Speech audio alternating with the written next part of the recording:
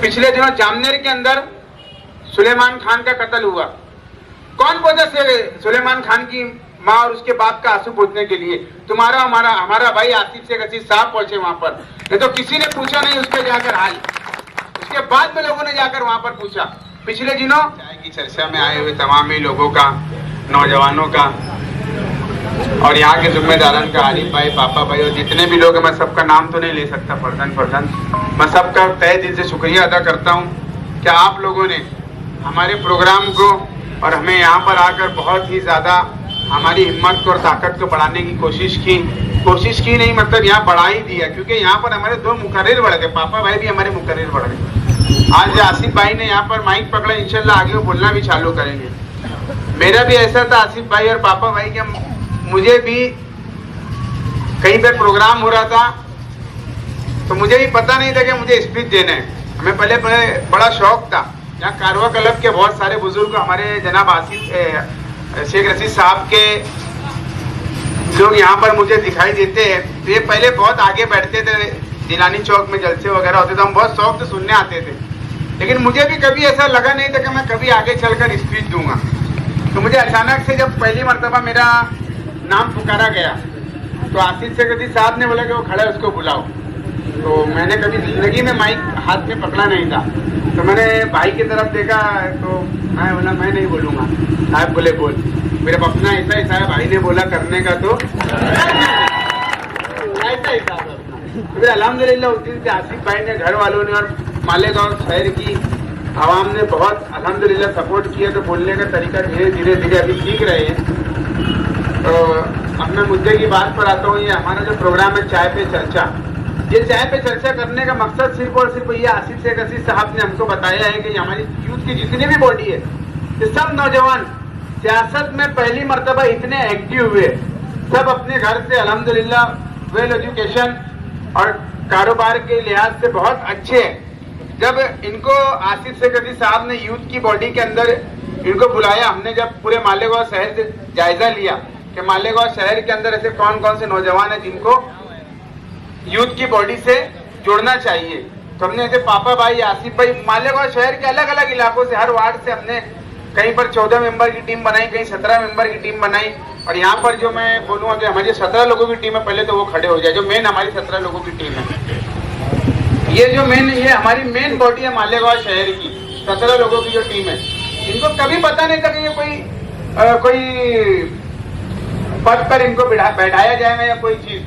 जब ये करीब में आए तो इनको भी पता लगा, जब ये कुछ मीटिंगें स्टार्ट हुई हमारी, आसिफ शेख रशीद साहब ने जब बताया कि मालेगांव शहर के साथ साथ महाराष्ट्र के अंदर कितनी मुसीबतें आई हुई है। ये हमारी 14वीं मीटिंग है। यहाँ पर 14 मीटिंग हमारी आज ये कंप्लीट होने जा रही है। 15 अगस्त से यहाँ पर हमारी मीटिंगें स्टार्ट हुई है। पहली मीटिंग हमारी हुई थी पाक पंजतन चौक के अंदर। जब से मुसलसल अल्हम्दुलिल्लाह हमारी ये टीम आवाम के बीच में जाकर, नौजवानों के बीच में जाकर नौजवानों को एक दावत दे रही है कि आइए हमारे साथ जुड़िए। क्यों जुड़ना है? मालेगांव शहर के अंदर आप देखिए, पिछले 8 महीने से जब से इलेक्शन हुआ, असेंबली का इलेक्शन, एक नाकारा क़यादत यहाँ पर चुनकर मालेगांव शहर की कुछ ना भोली आवाम ने दे दी। आज मालेगांव शहर के ऊपर ना जाने कितनी मुसीबतें आ रही, जैसे SIT का मामला, जन्म दाखिले का मामला, जुनेद भाई ने बताया 178, 3, 110 बस्तियों का मामला है, किला झोपड़पट्टी का मामला। आवाज कौन उठा रहा है उसके लिए? आज आसिफ शेख रशीद साहब चाहते तो इलेक्शन हारने के बाद में वो घर पर बैठ जाते थे कि आसिफ शेख रशीद साहब को घर नहीं है, बीवी नहीं है, बच्चे नहीं है, वो क्यों लड़ रहे हैं आप सबके लिए? अगर आपका कभी कोई कारोबार आपने चालू किया, उसमें बार बार आपको लॉस हो रहा है, तो आप क्या सोचोगे? यार मैं बंद कर देता, खत्म करता, कोई दूसरी चीज देखता। मगर आसिफ शेख रशीद साहब ने ऐसा चाहा क्या? नहीं, वो दूसरे दिन आपके बीच में है। क्योंकि आसिफ शेख रशीद साहब एक बहुत दूर अंदेश नेता है। उनको समझता है, जब ये 24 का जब रिजल्ट आया इलेक्शन का, तो उनको समझ में आ गया था कि बीजेपी और RSS की सत्ता फिर से बैठने जा रही है। मालेगांव शहर के अंदर मुसलमानों का क्या हालत होने वाली है। आसिफ शेख रशीद साहब चाहते तो अपने घर पर बैठ जाते थे। आसिफ शेख रशीद साहब को ना इज्जत की अल्लाह ने कमी की है, ना दौलत की कमी की है। अल्हम्दुलिल्लाह हर चीज आसिफ शेख रशीद साहब को अल्लाह ने नवाजी है। और सबसे मेन चीज, अल्लाह ने उनको एक चीज नवाजी है। मैं एक भाई होने के नाते नहीं बोलूंगा, एक इंसान होने के नाते बोलूंगा। देखो, हम घर में बैठते हैं आसिफ शेख रशीद साहब के साथ, अगर वो घर में हम भाइयों के साथ भी बैठे रहते हैं ना, तो फिर भी उनको शहर की फिक्र रहती है। तो अल्लाह ने उनके लिए, उनके दिल के अंदर मालेगांव शहर की आवाम के लिए कुछ तड़प भी दी है। तो तड़प को लेकर हम भी नौजवानों के, आज नौजवानों की यहाँ पर बहुत बड़ी तादाद यहाँ पर मौजूद है। तो मैं खास तौर से नौजवानों से कहूंगा कि ये जो बच्चे हैं ना, 10-12 साल के जो बच्चे आपके सामने नजर आ रहे, इनका चेहरा देखो, ये आने वाले वक्त के मुस्तकबिल के अपने रोशन सितारे हैं। कब तक के अपने बच्चे भी कहीं पर होटलों पे काम करें, कहीं मजदूरी करेंगे। इनमें से भी किसी ने IPS बनना चाहिए, IAS बनना चाहिए, डॉक्टर बनना चाहिए, वकील बनना चाहिए। आज यही फिक्र आसिफ शेख रशीद साहब की है। आज आप देखोगे मालेगांव शहर के अंदर तालीमी म्यार के हिसाब से बहुत महंगी तालीम हो गई है। आज माँ बाप चाहते हैं कि हमारे शहर के बच्चे पढ़े, डॉक्टर बने, इंजीनियर बने, लेकिन फीस ज्यादा होने की वजह से वो नहीं पढ़ा सकते। आसिफ शेख रशीद साहब जब MLA थे, उन्होंने 70,000 किताबें बांटी 5 साल के अंदर। हर प्राइमरी स्कूल के अंदर उन्होंने कंप्यूटर लैब चालू कर दिया। जो बच्चा 11वीं 12वीं 10वीं के एग्जाम में टॉप करता था, उनको लैपटॉप दिया आसिफ शेख रशीद साहब ने। उनकी हौसला अफजाई की आसिफ शेख रशीद साहब ने। साथ ही साथ मैं आपको बताता चलो, आज आप नूरबाग चौक के अंदर आइए, हजार गोली के अंदर नीट AA की जो क्लासेस जो आती है, जिसका खर्चा आता है, जैसे डॉक्टरी बनने के लिए, ये सब चीज करने के लिए जो एक क्लासें लेना पड़ती है, तो उसका खर्चा आता है 2 से 2.5 लाख रुपए आता है ना सोहेल भाई। ये हमारे सोहेल भाई एडवोकेट है। ये सब चीजें 2 से 2.5 लाख रुपए खर्चा आता है। उसके लिए भी बच्चों को बाहर, चाहे लड़की हो या लड़का, उसको मालेगांव शहर से बाहर भी जाना पड़ता है। ये सिलसिला भी आसिफ शेख रशीद साहब ने रुकवाया है। फलाह उम्मत ट्रस्ट उन्होंने जब चालू किया था, तो उस टाइम में 20 से 25 हजार रुपए में मालेगांव शहर की बच्चियां और बच्चे अपने माँ बाप से दूर ना जाते हुए मालेगांव शहर में नीट का एग्जाम देकर अल्हम्दुलिल्लाह आज वो पढ़ाई कर रहे हैं। और उसी की कड़ी को बढ़ाते हुए आसिफ शेख रशीद साहब की एक सोच थी कि किस तरीके से मेरे शहर का भी बच्चा डॉक्टर बन जाए, इंजीनियर बन जाए। इस वजह से उन्होंने नीट क्लास का उन्होंने इब्तिदा किया है। 3 स्लैब हो गया अल्हम्दुलिल्लाह, भान काम का उसका काम चालू है। इसको बोलते हैं लीडर, अपनी कौम के लिए सोचने वाला लीडर। आज आप तुम्हें बताता चलूं, पिछले 8 महीने से मालेगांव शहर के अंदर जन्म दाखिले के मामला आता है, गौवंश के मामला आता है, झोपड़पट्टियों के मामला आता है। कौन आवाज उठा रहा है? आप देख रहे होंगे कौन आवाज उठा रहा है। इसको नुमाइंदगी दी गई थी। वो बंदा मालेगांव शहर से, वो हमारा मौजूदा MLA जो है, नाकारा मौजूदा MLA, वो मालेगांव शहर से बिल्कुल गायब है। और जिन लोगों ने भी उसका साथ दिया, चाहे पीठ पीछे से बोलो या सामने से खुलकर बोलो, यहाँ पर वोट चोर भी है। वोट चोर बोलेंगे मतलब तुम्हारी ऑटो का यहाँ से सौदा करते हैं, 16 नंबर वार्ड आएगा ना, तुम्हारी ऑटो का सौदा करते हैं, अपना मुफाद हासिल करते हैं 18 और 16 वाले, तुम्हारी ऑटो का सौदा करते हैं। क्या फायदा है तुमको? चलो बताओ, कोई फायदा मिला तुमको? नहीं मिला। कॉर्पोरेशन के अंदर वो आते हैं, बोलते हम काम कर रहे हैं रोड के, बोले हम काम कर रहे हैं रोड गटर के। अगर किसी ठेकेदार को अपना घर बनाने के लिए दिया जाएगा, तो ठेकेदार घर बनाने के बाद में उसका मालिक हो जाएगा क्या? ये ठेकेदारी करते अपने जाती मुफाद के लिए। अब रोड का काम करे तो बोले रोड हम बना रहे हो, ऐसे नहीं रहते, ये ठेकेदारी करते ही। आज यहाँ पर जैसे पापा भाई है ना, पापा भाई भी आसिफ शेख रशीद साहब के पास में जाएंगे, आसिफ साहब इनको बोलेंगे कि पापा ऐसी नहीं ऐसी फाइल बना, चला तू रोड का तेरे को फंड मिल जाएगा, बजट मिल जाएगा, तू भी ये रोड का काम करा सकता है। ऐसे ही ना रईस भाई। रफीक भैया गलत बोल रहे क्या? सीनियर कारपोरेटर हमारे बैठे। आज मुझे बहुत खुशी हुई रफीक भाई वहां पर आकर बैठे। क्यों खुशी हुई? क्योंकि वो देख रहे हैं कि नौजवानों की टीम निकली है, तो मैं उनकी बीच में बैठ के सरपरस्ती करूं। ये होता है एक अच्छा और सच्चा आदमी। वो चाहते तो यहाँ आकर, यहाँ आते तो हम सब खड़े हो जाते थे उनके लिए, लेकिन उनकी भी एक ये सोच है रफीक भाई की कि नहीं, जब नौजवान आगे बढ़ रहे हैं तो उनको बढ़ने दीजिए। आज नौजवानों को आगे आने के लिए इसके लिए जरूरत है मेरे दोस्तों और साथियों कि आने वाले हमारे जो बच्चों का जो मुस्तकबिल है उसको अगर बचाना है तो आसिफ शेख रशीद साहब के हाथों को मजबूत करना है। अगर हमारे मालेगांव शहर के अंदर पिछले 8 महीने से, अभी 2 जामीन हुई है, पिछले 8 महीने से हमारे मालेगांव शहर की 7 से 8 माँ बहनें और ना जाने कितने नौजवान और बुजुर्गों जेल की सलाखों के पीछे बेकसूर सजा काट रहे हैं जन्म दाखिले के मामला को लेकर, जबकि उनका कोई भी कसूर नहीं था। जो सजा काट रहे हैं तुम्हारे और हमारे लिए बहुत शर्म की बात है कि मालेगांव शहर की माँ बहनें 8 महीने से जेल की सलाखों के पीछे है। इसकी सबसे बड़ी वजह कोई है तो यहाँ का नाकारा MLA। अगर तुम ये नाकारा MLA चुनकर नहीं देते तुम और हम, तो आज ये मुसीबत मालेगांव शहर के ऊपर नहीं आती थी। आज हम देखते हैं उनके बच्चे छोटे छोटे आकर आसिफ शेख रशीद साहब के ऐसा सर पकड़ते हैं कि साहब हमारी अम्मी कब आएंगी, हमारी आंखों से आंसू गिरे ये देखकर। कोर्ट के अंदर जब हम गए थे ना तो 65 साल खातून थी, हमारी माँ एक, वो कोर्ट की सीढ़ियां नहीं चढ़ पा रही थी, पुलिस उनको ऊपर लेकर जा रही थी, कोई भी कसूर नहीं था उनका। जब एसआईटी का यहाँ पर गठन हुआ था तो एमएलए के अंदर इतनी पावर रहती है कि वो उस गठन को रोक सकते थे, वो बोल सकते थे कि नहीं मालेगांव शहर के अंदर आप ये गलत एसआईटी की जांच दाखिल कर रहे हो। आज उसके पास में पावर था। असेंबली का जिस टाइम पे एसआईटी की यहाँ पर गठन हो रहा था तो उस टाइम पर असेंबली का इजलास चालू था, एमएलए चाहता और यहाँ की जो एमपी थी कांग्रेस की वो चाहती तो इसको रोक सकते थे। क्या बोलकर मालेगांव शहर के अंदर एसआईटी की गठन हुई कि मालेगांव शहर के अंदर रोहिंग्या मुसलमान रहते हैं, बांग्लादेशी मुसलमान रहते हैं, पाकिस्तानी मुसलमान रहते हैं। निकला यहाँ पर कोई पाकिस्तानी मुसलमान? 8 महीने की जांच कंप्लीट हो गई, एक भी पाकिस्तानी ना रोहिंग्या ना बांग्लादेशी मुसलमान नहीं निकला। और सिर्फ इसके पीछे जो एक वजह रही है, आसिफ शेख अजीज साहब ने माइनॉरिटी डिफेंस कमेटी का गठन किया। माइनॉरिटी डिफेंस कमेटी के लोगों ने लोगों के जो पेपर आ रहे थे शेख रशीद भवन के ऊपर बैठकर वो क्लियर किया। वो क्लियर करने के बाद मैं बोलता हूं कि कई हजारों लोग आज बेगुनाह जेल की सलाखों के पीछे कैद रहते।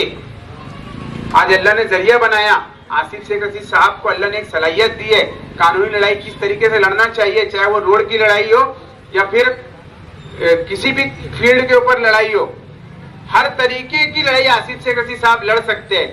आज वक्फ का मामला आया, वक्फ के मामले के अंदर कौन बोल रहा है? सिर्फ आसिफ शेख अजीज साहब बोल रहे हैं। पिछले दिनों जामनेर के अंदर सुलेमान खान का कत्ल हुआ, कौन पहुंचा सुलेमान खान की माँ और उसके बाप का आंसू पोंछने के लिए? तुम्हारा हमारा भाई आसिफ शेख अजीज साहब पहुंचे वहां पर, नहीं तो किसी ने पूछा नहीं उसके जाकर हाल। उसके बाद में लोगों ने जाकर वहां पर पूछा। पिछले दिनों रॉयल होटल के पीछे माइनॉरिटी डिफेंस कमेटी के बैनर तले एक कॉन्फ्रेंस हुई थी जिसके अंदर 5 जिलों से मुसलमान आए थे। 1500 से ज्यादा मुसलमान अपने जाती खर्चे से 100 से 200 किलोमीटर के एतराज से यहाँ पर आए थे। आज आप नासिक जाओगे प्राइवेट गाड़ी कर तो 5 से 6 हजार रुपए खर्चा आ जाता है। आता है कि नहीं आता है? मैंने यहाँ वहां पर हमने ये देखा, हम इंतजामिया में थे जी, मतलब नवापुर से तक के लोग यहाँ पर आए थे। क्यों आए थे? क्योंकि उन्होंने देखा कि मालेगांव शहर का एक लीडर है, इलेक्शन हारने के बाद में भी किस तरीके से उसने अपने मालेगांव शहर की आवाम को छोड़कर भागा नहीं हुआ।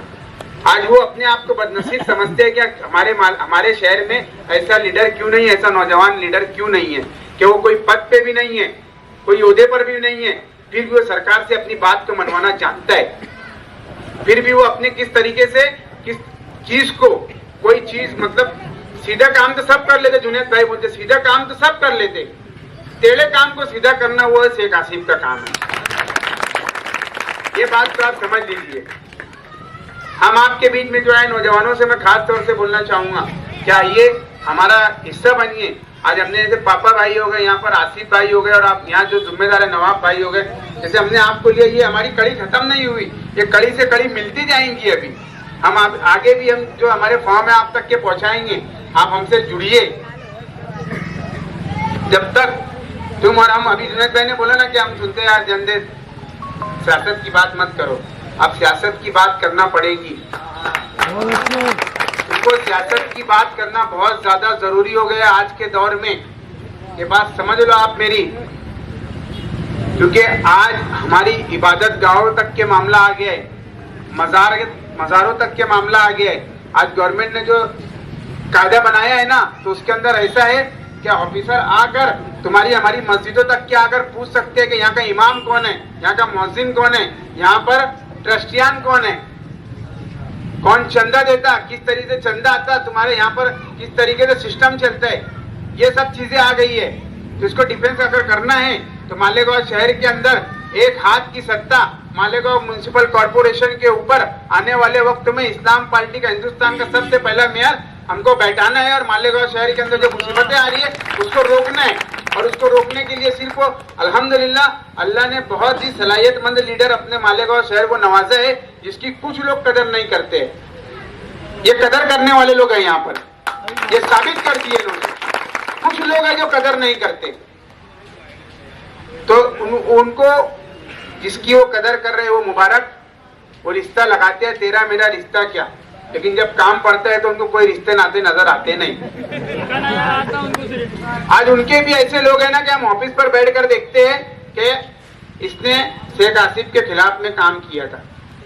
वो काम लेकर शेख आसिफ के पास में आते और काम करके जाते। हम बोलते हैं भैया उसने खिलाफ में काम किया था, जाने दे यार, काम लेने आया था, करके जाने दे। आसिफ अंजुम नामी एक शख्स है, मुफ्ती इस्माइल साहब का ऑफिस सेक्रेटरी था, इसी तरह रईस भाई ऑफिस सेक्रेटरी हैं, मुफ्ती इस्माइल साहब का ऑफिस सेक्रेटरी आसिफ अंजुम नामी शख्स।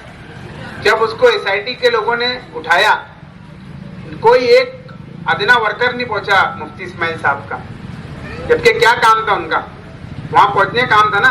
माइनॉरिटी डिफेंस कमेटी के लोग और आसिफ शेख रशीद साहब वहां पर पहुंचे थे। कोई भेदभाव करते हैं क्या आसिफ शेख रशीद साहब? ना आसिफ शेख रशीद साहब के पास में बिरादरीवाद है, ना मसलकवाद है। आसिफ शेख रशीद साहब के पास में सिर्फ वो एक चीज है, वो अपनी कौम के लिए दिल के अंदर उनके तड़प है, वो सिर्फ वो काम करना जानते हैं। तो हम आपसे यही गुजारिश करने के लिए आए हैं, आज इलेक्शन नहीं है, इलेक्शन आएंगे, इलेक्शन के लगेंगे, जलसे जुलूस होंगे इलेक्शन के लिए, जब आकर हम और आपसे बातें करेंगे। लेकिन आज हमको अभी से जागने की जरूरत है। आज जाग जाओ नौजवानों, तो आने वाला मुस्तकबिल के जो बच्चे हैं तुमको हमको कभी माफ नहीं करेंगे। बोलेंगे कि एक नौजवान लीडर निकला था शेख आसिफ, तुमने उनका साथ नहीं दिया जब तुमको पुकार रहे थे। आज थोड़ी मुसीबत आई है, तो जो बड़ी मुसीबत आने से रोकने के लिए आज हमको कॉर्पोरेशन के ऊपर हमारी सत्ता बैठाना बहुत ज्यादा जरूरी है। तो देंगे ना सब साथ हमारा इंशाअल्लाह। आप सभी ने यहाँ पर हमारी बातों को बहुत गौर से सुना और यहाँ के जो जिम्मेदारान ने यहाँ पर इतनी अच्छा प्रोग्राम हमारा किया, हमारा यहाँ पर हौसला अफजाई की, हम आपका बहुत बहुत शुक्रिया अदा करते हैं। शुक्रिया। अस्सलाम वालेकुम।